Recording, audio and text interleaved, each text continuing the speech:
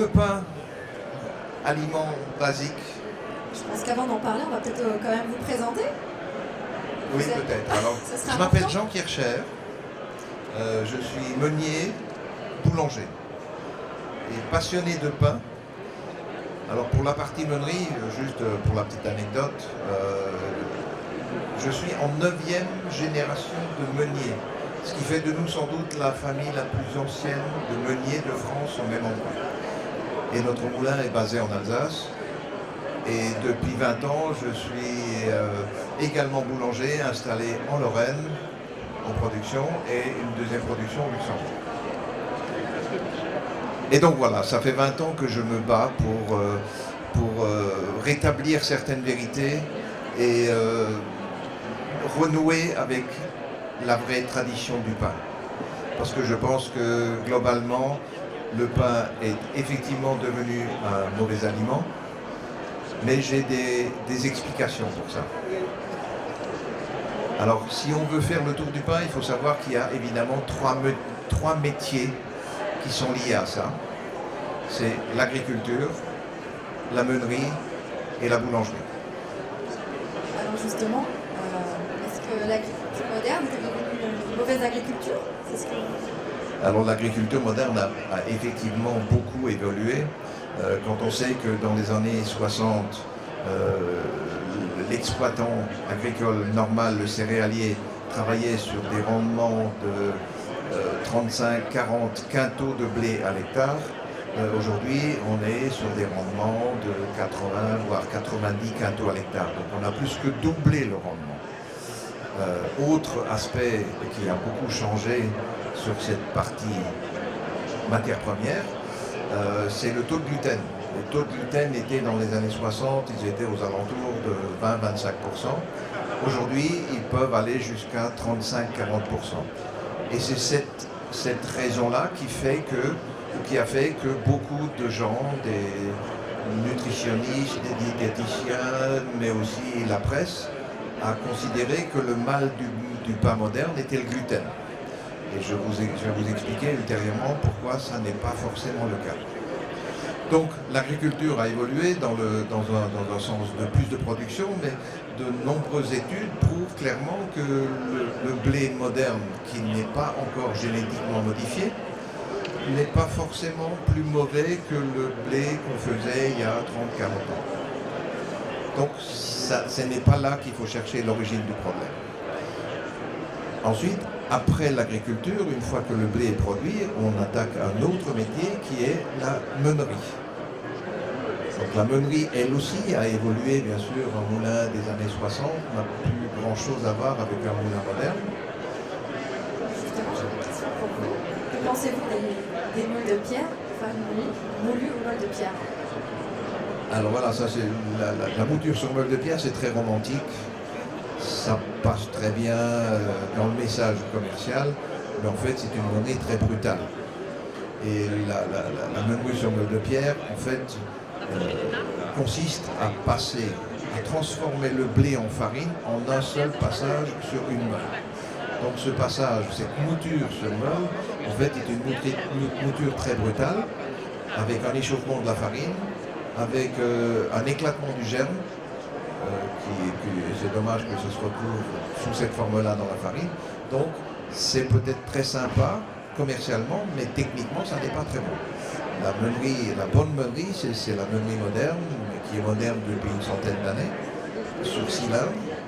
Et ce qu'il faut savoir, c'est que là aussi, en 30-40 ans, elle a beaucoup évolué, puisque dans les années 60, un moulin faisait une mouture de, par exemple, 100 tonnes, le faisait sur des longueurs de cylindre avec, c'est peut-être un peu technique, une longueur de cylindre avec 16 à 18 passages, à mettre en opposition à la mouture sur meule de pierre où il y a un seul passage.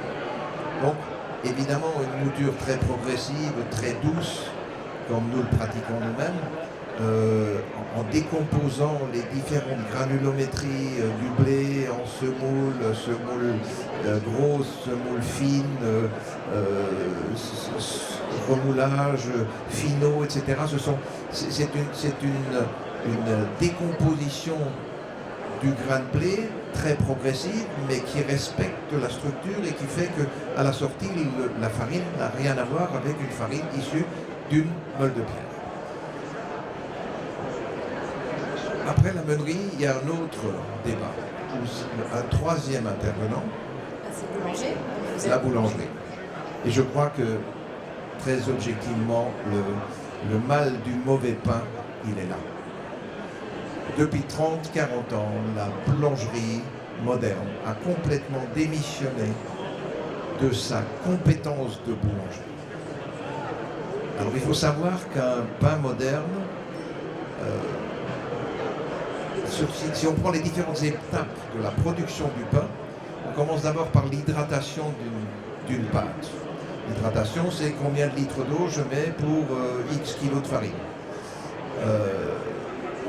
La bonne tradition voudrait qu'une pâte soit faite avec à peu près 65 à 70, même 75 litres d'eau pour 100 kg de farine.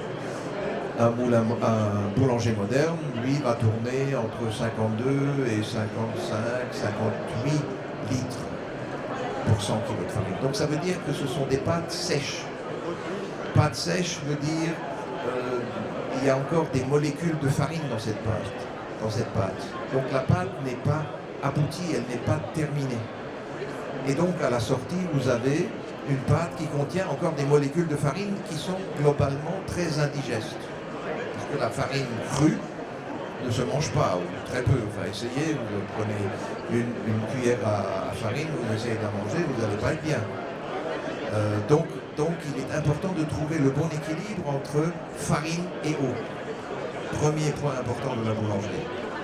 Et évidemment, un boulanger moderne qui travaille sur une ligne automatique et qui fait du rendement, il lui sera très facile, ou plutôt il voudra surtout éviter de se compliquer la vie avec des pâtes collantes, parce que trop d'eau, qui vont lui colmater la ligne et donc lui faire perdre en productivité, et donc ça ne l'intéresse pas, donc il diminue son hydratation pour avoir des pâtes qui ressemblent plus à la pâte à modeler que de la pâte de pain. Ensuite, cette pâte mal hydratée, il va la surpétrir. Donc il va, par exemple, un boulanger moderne va faire 1600 tours de bras pour faire sa pétrissée.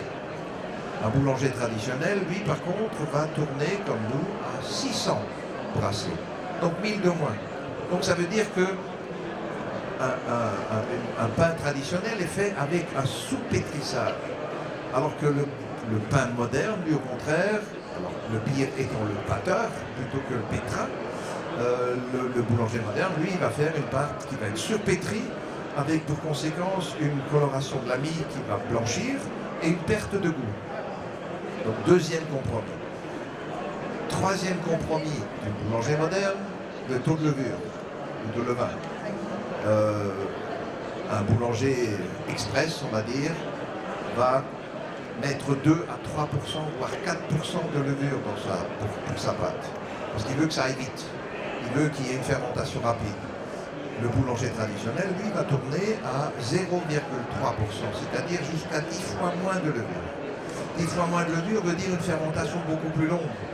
Parce que le pain, et notamment, parce que la levure, c'est quoi? C'est comme le levain, ce sont des enzymes et des bactéries qui décomposent les hydrates de carbone, c'est-à-dire les sucres, c'est-à-dire la farine, qui les décompose et les métabolise pour les transformer en alcool et en CO2. Parce que, juste pour vous expliquer un petit peu comment ça marche pour le pain c'est comme un ballon. On a une structure du ballon qui a besoin de gonfler. Pour que ce ballon gonfle, il lui faut une production gazeuse, donc une poussée. Cette production gazeuse, elle est provoquée pendant la fermentation par la décomposition des sucres qui se transforment en alcool et en CO2. Le CO2, c'est ce qui fait pousser la pâte pour en faire un ballon. Or, le ballon, pour qu'il soit bon, il faut également qu'il ait une structure. Et la structure, c'est le réseau glutineux, le fameux gluten que tout le monde dénigre, et qui fait que quand le réseau glutineux est bon, la boule de pâte se forme et prend du volume.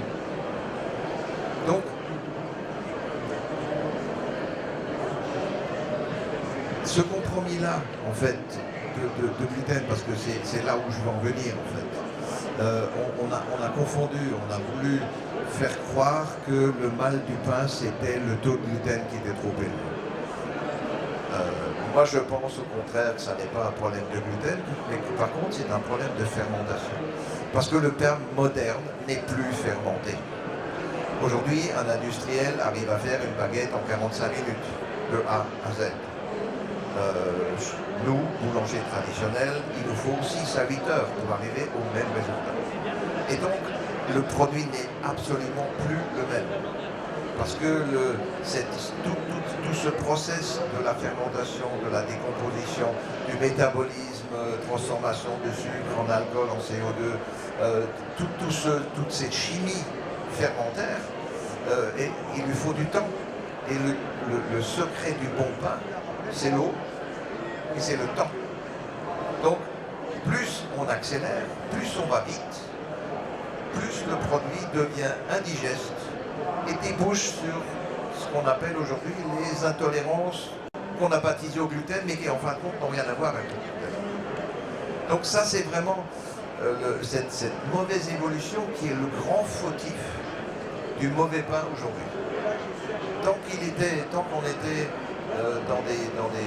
Vous savez, autrefois, le boulanger traditionnel, qu'est-ce qu'il faisait? Il faisait une pâte dans sa nuit, peut-être deux. Il la pétrissait à la main, donc il ne pouvait pas la surpétrir. Il n'avait pas la mécanisation suffisante. Donc automatiquement, il lui fallait beaucoup plus de temps pour que le réseau glutineux se reforme. Et finalement, ces pains-là, qui en plus n'étaient pas des petits pains, mais plutôt des grosses miches de 3-4 kilos, avec des vraies croûtes, avec une vraie mie, avec des conservations qui étaient beaucoup plus élevées que le pain moderne, industriel en particulier, qui a en général une croûte très très fine, qui a une mie plutôt biscuitée que alvéolée, encore que avec les enzymes, aujourd'hui on arrive à faire plein de choses. Il faut savoir que là aussi, l'industrie bricole pas mal, elle arrive à faire des complexes enzymatiques qui permettent justement d'arriver aussi à un alvéolage. Bon, heureusement, il y a toujours une chose que le pain moderne n'arrivera pas à faire, c'est le goût et la conservation. Parce que dès qu'une pâte est trop sèche, elle se conserve moins. Et donc, c'est notre challenge, c'est notre combat depuis 20 ans chez Pain et Tradition. Je vous invite à venir nous faire une petite visite sur notre stand. Vous allez pouvoir déguster des pains qui ont vraiment de la saveur, qui ont une mâche, qui ont un goût, qui ont des arômes. C'est le plaisir retrouvé du pain. Que dire encore? J'en étais. Oui. Alors, je pense qu'il est temps de savoir si parmi l'audience, qu'est-ce qu'il y a des gens qui ont des questions posées sur le pain. Parce que l'objectif du pain, le pain peut redevenir un produit plaisir. Et si vous venez le déguster sur notre stand, vous allez voir que vous allez le redécouvrir, le pain qui a du goût, qui a de la saveur, qui a une bonne mâche, qui a une arrière-bouche avec des arômes qui vont dans toutes les directions possibles et imaginables. Ça n'est pas simplement un support et que certains pensent pouvoir faire facilement et à toute vitesse. Non, le métier de boulanger est un vrai métier et faire du vrai pain est pas un combat, on va pas aller jusque-là. Mais c'est quelque chose d'assez compliqué. Parce qu'il existe aussi on a par exemple dans mon moulin en Alsace, on a également une école du pain. Donc on invite les consommateurs à venir sur des stages d'une journée ou deux pour réapprendre ou apprendre à faire le pain eux-mêmes. J'ai aussi des professionnels qui viennent de Wout, là les stages sont plus longs, pour justement apprendre la technique, parce que comme par le passé, j'étais surtout très actif en Europe du Nord. J'ai beaucoup investi et formé en partie des boulangers belges, allemands, hollandais, slovaques, danois, qui venaient chez moi pour apprendre la tradition française du pain blanc. Le pain gris, les pains au levain, en général, ils savent faire assez bien, mais les pains blancs tels que nous les faisons, ils ne savent pas. Et effectivement, c'est une culture différente. Donc, je crois que je suis un vrai défenseur de cette technique, et ça fait 20 ans que ça dure. Et ça fait 20 ans qu'on se bat contre les mêmes, pas des moulins à vent, mais contre les mêmes industriels qui, parce que le pain, comme tous les autres aliments, a subi cette dégradation par l'industrialisation. Le problème du mauvais aliment, il est là. C'est chaque fois qu'on bouscule la nature, qu'on essaie de faire plus vite, plus productif, plus rentable, et on fait des compromis. Alors on coupe là, on réduit là, et à la sortie, vous avez un pain ou un aliment. C'est pareil pour les fruits, c'est pareil pour les légumes, c'est pareil pour les produits transformés, c'est pareil pour les viandes. À force de forcer la nature, cette dernière se mange. Et ça a pour conséquence pour nous notre santé. Parce que manger des jambons nitratés à mort, manger des viandes de bœuf qui ont mangé de l'ensilage par exemple, qui n'ont plus rien à voir avec une alimentation, parce que le problème est toujours là, quoi. Tout ce qui est vivant dépend des aliments qu'ils consomment, que ce soit végétal ou animal. Et à force de tricher, on a des produits finis qui sont transformés, qui finissent par être indigestes et qui finissent aussi par nous transmettre des maladies sous toutes ses formes, Alzheimer, Parkinson, cardiaque, enfin toutes les maladies neurovégénératives d'aujourd'hui sont, pour Hippocrate le disait déjà 4 siècles avant Jésus-Christ, nos aliments sont notre première médecine. Et ça, on l'a oublié. On a confondu parce que c'était pratique, c'était pas cher, c'était bien marketé, bien présenté. Mesdames, Messieurs, dans quelques instants va débuter la conférence S'engager, la charte au recrutement, intégration. Écoutez ce message très sympathique. mais n'hésitez pas, si vous avez des questions, je suis tout à fait prêt à vous écouter. On a quelqu'un qui veut poser une question. On a des questions.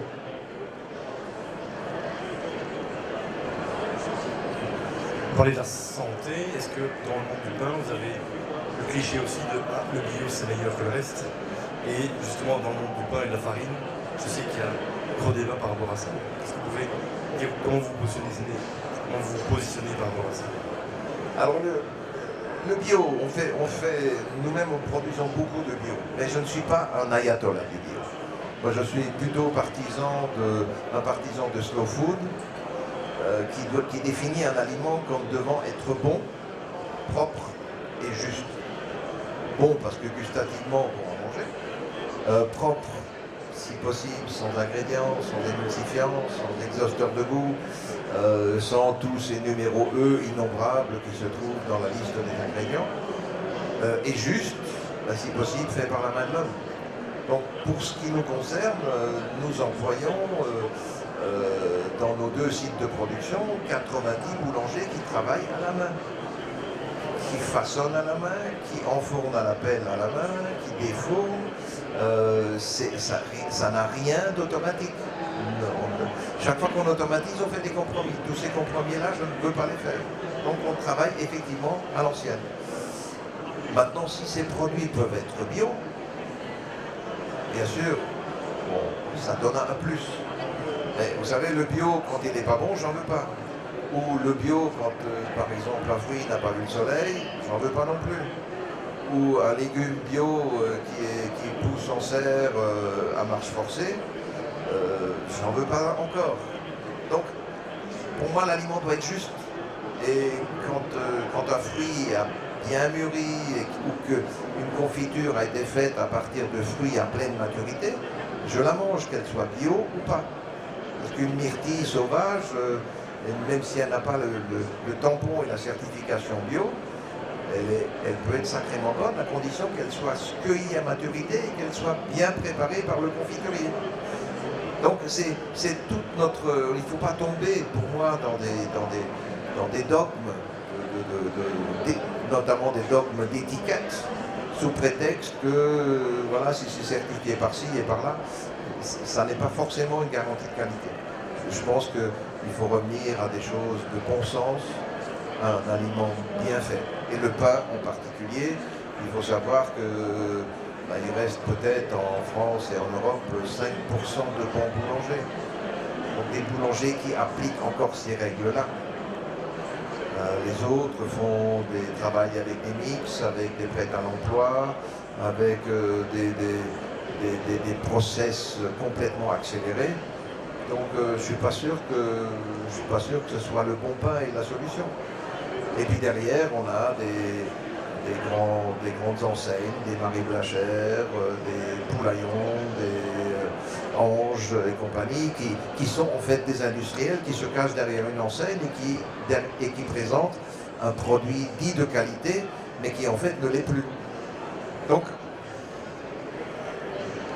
je crois que le consommateur doit de nouveau redevenir très très critique, réapprendre à lire les ingrédients, poser les questions aux producteurs, savoir comment c'est fait, qu'a mangé l'animal, comment ça a été cultivé, y compris les meuniers et y compris les boulangers.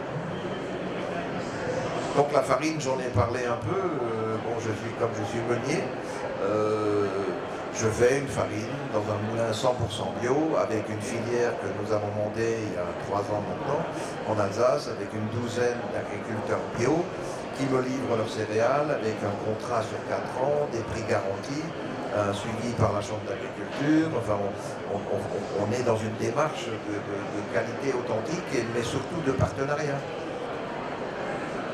Maintenant, si une farine ou un blé bio vient de Chine ou d'Ukraine ou du bout du monde, a priori je refuse. On est par exemple des gros consommateurs de graines de courge. Parce que la graine de courge, on fait un pain de l'excellence, un de nos pains signature, qui est à base de farine d'épaule, de farine de blé et graines de courge. Donc on consomme à peu près 60 tonnes de graines de courge par an. C'est quand même un joli volume. Mais la graine de courge, nous pourrions l'acheter en Chine à 30, 40, voire 50% moins cher que la graine que j'achète en Autriche sur une filière certifiée, elle aussi, avec les pionniers de la courge que le marché français commence à découvrir, mais que les Autrichiens connaissent déjà depuis 15 ans.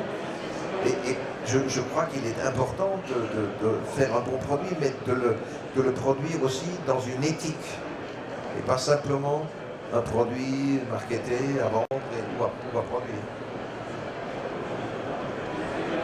Question ?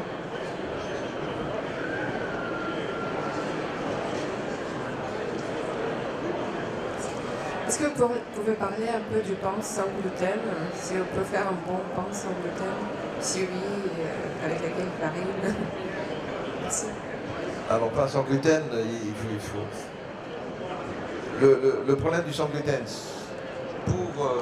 si on est malade cœliaque, là c'est un drame de la vie, parce que ces personnes-là, ces malades-là ne supportent pas même la poussière de gluten. Or, dans un atelier normal de boulangerie, il y a forcément de la poussière de farine, et donc c'est pour ça que je me suis toujours refusé de faire du pain sans gluten. Ensuite, les pains sans gluten qu'on trouve sur le marché, d'abord ont très souvent un indice glycémique plus proche de 100 que de 80. Donc c'est du sucre pur et très souvent accompagné d'autres ingrédients qui sont vraiment pas chouettes. Donc des texturants, des acidifiants, des trucs, c'est gustativement rarement bon. Là, j'étais sur un salon à Bâle la semaine dernière et j'ai rencontré un Espagnol qui produit des pains sans gluten. C'est le premier pain sans gluten que j'ai trouvé à peu près mangeable. Donc, on va peut-être le prendre dans notre gamme parce que la demande est là quand même. Mais le faire nous-mêmes, il faudrait un atelier stérile, séparé, qui ne où il n'y ait strictement aucune poussière de gluten ou de farine. Voilà.